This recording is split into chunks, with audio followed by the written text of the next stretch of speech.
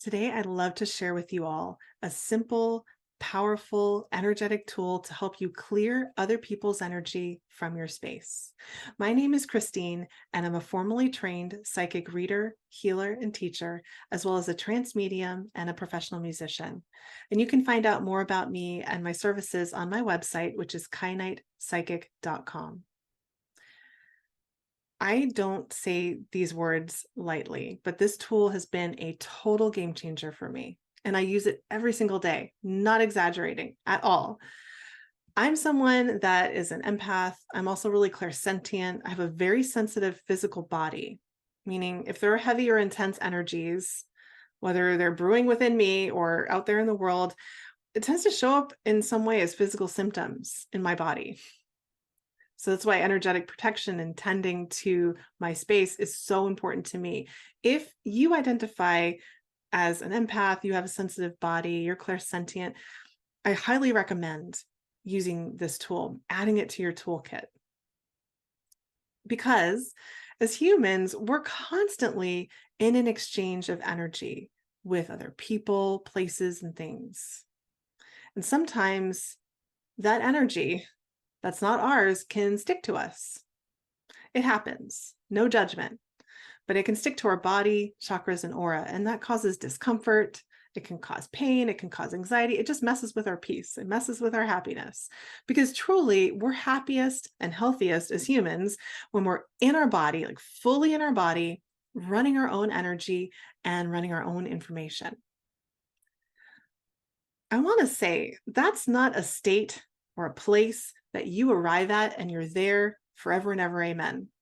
No, there's a constant tending that's required as humans on earth, right? Constant tending of our space. And when I say our space, I mean your body, chakras, and aura. Think of you as a garden, right? Those of us that are gardeners, raise your hand. You don't weed the garden once and okay, you're done. You never have to weed again. No, it's constant tending. And sometimes you're in there more often than others, right? But you're always looking after that garden. So always look after your body, your space, your energy. All of that being said, what are some signs that other people's energy or the energy of a place, anything that's not you, is in your space? There are many signs. I just want to touch on some really common ones. The first one is if you are replaying an exchange or a conversation over and over and over like a tape loop. That is a clear sign that that other person's energy is still in your space. So it could be, again, a conversation, actions. Those of us that are readers and healers, if you are replaying a session that you had with a client over and over and over in your mind, their energy is still in your space. And it's really important to clear it out and disconnect so you can both go on your way, right? That is one of the number one ways to tell. And again, it happens. And most of the time, it's not, due to ill will or intent of the other person, right? There are a lot of different factors. Maybe there was a really strong energetic charge in your exchange, right? And you took on some of their energy unknowingly. Without judgment, just realize it and start to use tools to separate and disconnect, right? Another one that's similar, and this has happened to me before, if I sit down to meditate and I just start seeing images of other people that maybe I've interacted with recently, or sometimes I'll even see a name of someone pop up in my mind's eye. It's just a sign that their energy is in my space. And again, no judgment. It's not worth getting excited over. We just gently let it go, start to disconnect, right? It can also show up as physical feelings too. If you've gone to a place with really chaotic energy and all of a sudden you're starting to feel that chaos, or if you are, coming back from an exchange you had with a friend, like say you went and got coffee with a friend, they were going through a breakup, they're really sad, they were lamenting and telling you their story, you were listening, all good things, be a good friend, right? But if you notice that you're starting to feel sad when you didn't wake up that way, you have no reason to feel that way, their energy is in your space. And again, no ill will. It happens, especially for those of us that are very sensitive or nurturers. We want to make things better. And sometimes we unconsciously start to take on other people's energy because we want to alleviate their pain. But that's not the way to do it, right? So if you notice any of these things, it's a sign to start to use this and other energetic tools to clear their energy out, return it back to them. So I think I've done enough talking about why you need to use this tool. Let's actually, learn about it and start to use it. So as I was taught, this tool is called a separation rose. And in a lot of traditions, the rose is a powerful psychic symbol and it's a multi-use tool, right? We can use roses to do all sorts of things in our psychic and energetic space. And that's because the rose itself is a symbol of unconditional love from source, right? That's the original why. So a separation rose, there are 3 steps to using this tool. The first one is that you create it. So in your mind's eye, and you could start by doing this with your eyes closed, you create a rose out in front of you. You can make it any color. There's no right or wrong in the space. And that rose represents either the energy of a place that you just have been, or the energy of a person that you would like to separate from, right? So you create that rose. And the second step is to set your intention, right? You're going to program that rose. And you're going to set the intention for that rose to come into your space, right? Into your body, chakras, and aura, and start to catch up any of that person's energy, or you're creating a rose for a place, any energy of that place. Like, say you went to the doctor's office and you want to catch up the energy of the doctor's office and get it out of your space. You can do that, right? So you're going to set your intention for that rose to come into your space and catch up any of that energy that might be in the layers of your aura, in any of your chakras, in your body. Third step is let the rose come in. Let the rose into your space. And you don't need to force it. Just let it come in and it's going to go where it goes. You can just have a relaxed awareness, either with your eyes open or closed. Let that rose come in and do the work. And then the last step is when you're ready, you just feel that you're ready. You'll feel that the rose has caught up everything that's going to catch up at this time. And you can take it and you can push it a mile out. So just envision that it's being catapulted a mile away from you outside of your aura, and just let it explode. Sometimes I like to have it burst into fireworks to celebrate that I'm now in my own energy, or you can just have it explode. Whatever you feel is best, is best. But just make sure that you've released it very far away from you. So those are the steps to using this tool. It's really simple, really powerful and effective. And as with any energy tool, the more that you do it, the more potent it becomes. The more your faith in the tool, the more potent it becomes, because you're a powerful creator. I will say that you can create as many of these separation roses as you like. Sometimes you may need to create a whole bunch to separate your energy from other people's. If you had a really potent exchange with someone, really charged, and it's been challenging to get their energy out of your space, you might need to create, 2, 4, 6, 8, 10, many roses. That's okay. No judgment, just is what it is. And just allow your body to come into equilibrium. Sometimes you can feel the effect immediately, immediate relief. And other times it just takes a while for the energetic work that you did to push through to the physical and to bring that feeling of peace into your physical experience, right? And one other point to make before we, go into a meditation and try using this tool together is that when we're separating our energy from someone else, when we're clearing other people's energy out of our space, we're not hurting them in any way. if we're putting their energy in a rose and blowing it up. What happens is that their energy is returned back to them. So it's beneficial to think of it as you're giving yourself a healing and you're also giving them a healing. Or if you're, separating from the energy of a place, you're giving yourself a healing and you're giving that place a healing, right? So there's nothing non-beneficial that's happening to the other, whoever's energy or whatever's energy is being removed from you. All right, so let's try using this tool together. And again, I just invite you to let your experience be your own and just to notice what you notice about the process of creating and using this tool. And your experience might be different each and every time you use it. That's okay. There's no right, there's no wrong, there's no black or white, right? When we're working with energy tools.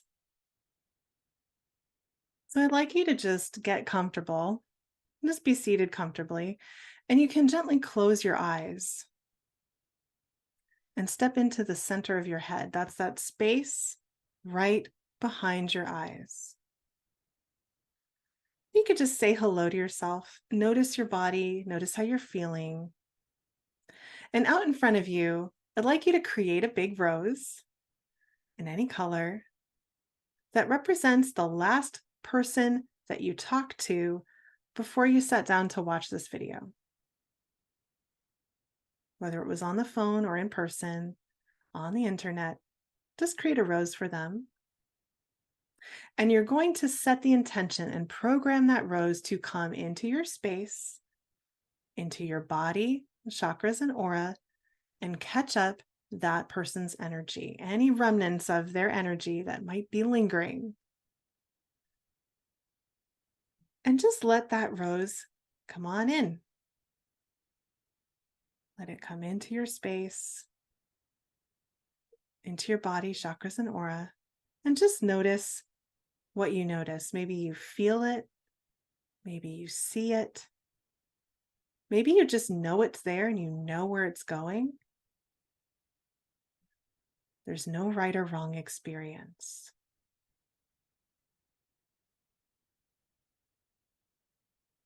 Just let the rose do the work, clearing any energy that's not yours from your space. When you have a sense that it's caught up all that it will catch up in this moment, I'd like you to take that rose and just put it out in front of you once more. You could notice maybe it looks a little different now. And just catapult it a mile outside of your aura, far away from your space, and just let it explode. Beautiful. Let's try one more. So out in front of you, create a nice big rose, any color you like, and set the intention for this rose to help you separate from any person or place that comes to mind in this moment. Let your intuition, your body's divine intelligence tell you who or what it's beneficial to separate from right now. So just set your intention for that rose to come into your energy field and catch up all of that person or place's energy and let it come on in.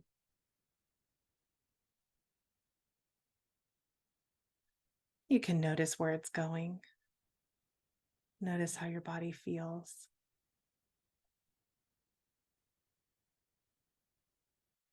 And just know this process doesn't have to be serious. It can be fun. It can be lighthearted. Releasing doesn't have to be heavy or weighted or pressured. It can be light. And when you're ready, take that rose, catapult it a mile outside of your aura, and let it explode. Beautiful. And just take a nice deep breath. Check in with your body once more. And you can gently start to open your eyes and come on back to the room that you're in. All right, beautiful. That is the separation rose. I hope that you enjoyed using that tool and that you're feeling some relief, feeling some greater amounts of peace in your body. And please do continue to experiment with this tool in different scenarios and circumstances in your life and have fun using it. Feel empowered using it. I wanted to say there's some adaptations that you can play with for this tool, some that I love. One is before meditating. I like to create 3 roses. I'll just get comfortable, get seated, close my eyes, and I'll create 1, 2, 3, a rose for each of the last 3 people that I interacted with before I sat down to meditate. Have those roses catch up those people's energy. And again, there's no ill will or bad feelings. It's just clearing out those conversations and exchanges so that it's easier for me to go inward and connect with myself. Right. So then once those roses have run through my space, I'll explode them and I'll just get started meditating. And then again, if you are someone that works as a reader, as a healer, someone who's of service to others, has a practice where you're doing a lot of one-on-one sessions, it can be very beneficial for you to run separation roses through your body and your space to catch up the energy of each client right at the end of the session. So that way they're leaving the session with their own energy and you're leaving the session fully in your energy. That really helps so much for sustainability, to keep burnout at bay, any feelings of heaviness, right? And the last thing I want to say, if you live with other people, you live in a house with a lot of other people, even if you love them so much, you can separate your energy from them. Something that I do is at the end of the day, I'll create some separation roses for other people that live in my home with me, so that when I go to sleep, I'm just in my own energy, and it really helps my quality of sleep and peace. Right. So separating your energy doesn't have to do with like or dislike. It's really on that premise that we're happiest and healthiest when we're fully in our body, running our own energy and our own information. So I hope that all of this has been helpful to you. So I just want to thank you so much for spending this time with me. I truly hope that everything I've shared is helpful to you. And I want to mention that I do have some programs that can be a benefit if you really enjoy the information that I presented today. One is a 4-week on-demand course. So you get one lesson delivered to you each week, and it is called Psychic and Energetic Self-Healing. And it really introduces you to core psychic and energetic tools that you can use to help heal yourself, any aspect of your life, shift and change your energy for your benefit. And we do work a lot with the rose as a psychic symbol and tool in that class and go over a lot of fundamentals. It's a wonderful place to get started. The second program that I want to share is a 6-month container called Blossom into Your Psychic Power. And this is going to open up in 2024 for the first iteration, but I'll put a link to check out the waitlist and information on all of the lessons below. This is a beautiful container if you want to learn how to really fully step into your psychic power and learn how to read the energy of all people, places, and things, how to connect with the Akashic, how to really fully be in your life's purpose. And it includes a lot of exercises and healing exchanges. So you're fully supported throughout the 6 months, stepping into the fullness of your power as a spiritual being on this planet. So if that resonates with you, please do check out the links below and put in the comments. I'd love to hear from you how you enjoyed using this separation rose, if you continue to use it in your life, how it's impacted you. Thanks so much for being here, and I look forward to connecting with you again soon.